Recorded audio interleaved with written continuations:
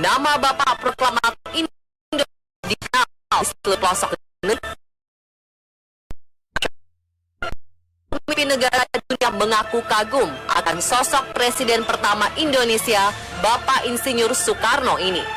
Namun di samping gaya kepemimpinan dan sosoknya yang karismatik, nama besar Soekarno juga kerap dikaitkan dengan sebuah peninggalan harta karun berjumlah sangat besar, yang keberadaannya masih menjadi misteri hingga saat ini.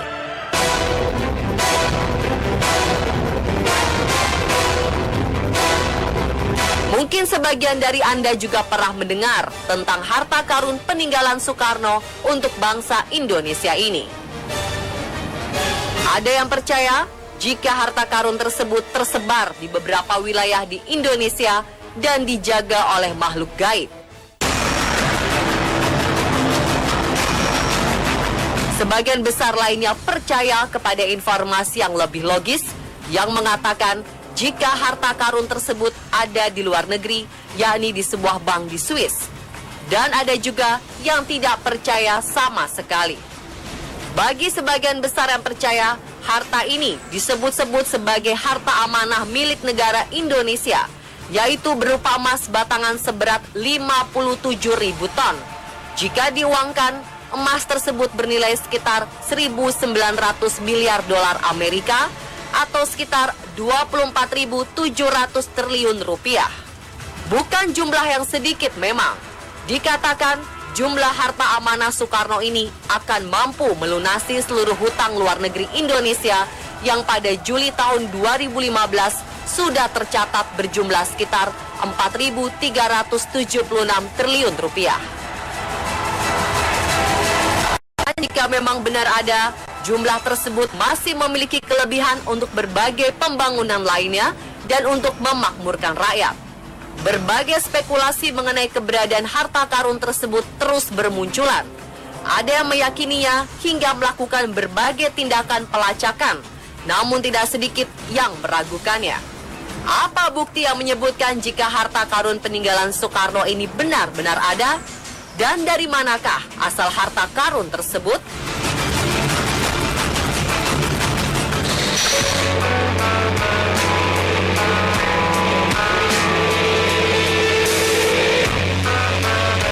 Perjanjian The Grand Hilton Memorial yang kabarnya berlangsung di Jenewa, Swiss pada November 1963 menjadi sebuah peristiwa penting yang berkaitan dengan harta amanah Soekarno tersebut.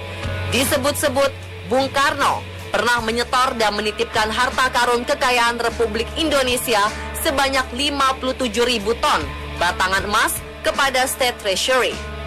Serah terima itu diikat dalam perjanjian The Grand Hilton Memorial yang ditandatangani oleh Presiden Amerika Serikat John F. Kennedy dan Presiden Republik Indonesia Soekarno dengan saksi tokoh negara Swiss William Fokker. Poin penting dari perjanjian itu adalah diakuinya 50% keberadaan emas murni batangan milik RI yang tersimpan di luar negeri, yaitu sebanyak 57.150 ton dalam kemasan 17 paket emas oleh pihak Amerika Serikat sebagai pihak pertama. Sementara dari pemerintah RI selaku pihak kedua menerima batangan emas itu dalam bentuk biaya sewa penggunaan kolateral dolar yang diperlukan untuk pembangunan keuangan Amerika Serikat. Pernyataan lebih penting tentang isi perjanjian itu adalah biaya sewa yang ditetapkan sebesar 2 negara mana saja yang menggunakannya. Biaya sewa yang ditetapkan tersebut dibayarkan ke sebuah akun khusus bernama The Heritage Foundation atau The HEF yang pencairan hanya boleh dilakukan oleh Bung Karno sendiri atau persetujuan Sri Paus Vatikan. Sedangkan pelaksanaannya dilakukan pemerintahan Swiss melalui United Bank of Switzerland atau UBS. Bagi otoritas moneter maupun kaum monetaris menilai perjanjian itu sebagai fondasi kolateral ekonomi perbankan dunia hingga kini. Bagi politikus Amerika Serikat sendiri, The Grand Hilton Agreement merupakan perjanjian paling bodoh yang dilakukan pemerintah Amerika Serikat. Karena dalam perjanjian tersebut, Amerika mengakui aset emas bangsa Indonesia. Salah satu penulis bernama Safari Ans dalam bukunya yang berjudul Harta Amanah Soekarno menyebutkan, jika dokumen perjanjian Green Hilton Memorial yang ditandatangani kedua presiden dan seorang saksi dari Swiss ini benar adanya. Namun seperti dilansir dari detik.com pada 8 Mei 2014, meski buku yang ditulis Safari Ants tersebut berdasarkan penelitian selama 10 tahun dan dibuktikan secara perbankan serta valid, seorang sejarawan dan juga peneliti LIPI bernama Asfi Marwan Adam mengatakan jika dirinya ragu dengan dokumen yang dijadikan rujukan Safari itu. Menurutnya, perlu dilakukan pengujian oleh Arsip Nasional Republik Indonesia atau ANRI untuk membuktikan keotentikannya.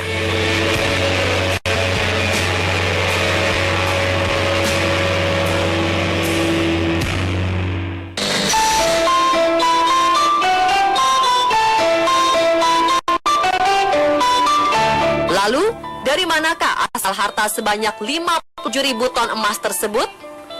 Berbagai informasi yang berhasil dihimpun tim on the spot menemukan ada dua versi dari mana harta amanah tersebut berasal. Salah satu versi mengatakan jika harta tersebut merupakan sumbangan dari raja-raja di Nusantara. Dilansir dari Sindonews 19 Januari 2015, jauh sebelum pertemuan antara Soekarno dan Kennedy pada tahun 1906, diperakasai oleh Douwesdekker atau Danudirja Setiabudi, Sutomo, Raden Adipati Tirto Kusumo, dan Pangeran Aryo Noto Dirojo, para raja-raja di Nusantara pernah berikrar. Dalam ikrar tersebut, Raden Mas Suwardi Suryaningrat dan Raden Haji Umar Said Cokro Aminoto menyatakan pentingnya menempatkan nasionalisme di atas segala-galanya. Pada saat itulah, para raja di Nusantara menyumbangkan kekayaan mereka. Sumbangan dari para raja-raja inilah yang kemudian dikenal dengan dana perjuangan atau dana revolusi. Jumlah dana yang terkumpul tidak terhitung banyaknya. Sebagian digunakan untuk perjuangan, sebagian lagi disimpan di luar negeri. Setelah revolusi kemerdekaan Indonesia pada 17 Agustus 1945, dana revolusi yang kemudian dikenal dengan dana amanah mulai dihimpun kembali berdasarkan Perpu nomor 19 tahun 1960 yang mewajibkan semua perusahaan negara menyetorkan keuntungannya 5%. Dikatakan, jumlah uang yang berhasil terkumpul dan tersimpan mencapai ratusan juta dolar. Namun begitu, nilai tersebut hanya sebagian dari dana amanah. Sebagian besar dana yang terhimpun adalah yang tercatat dalam perjanjian The Green Hilton Memorial Agreement Geneva yang ditandatangani di Hotel Hilton Geneva.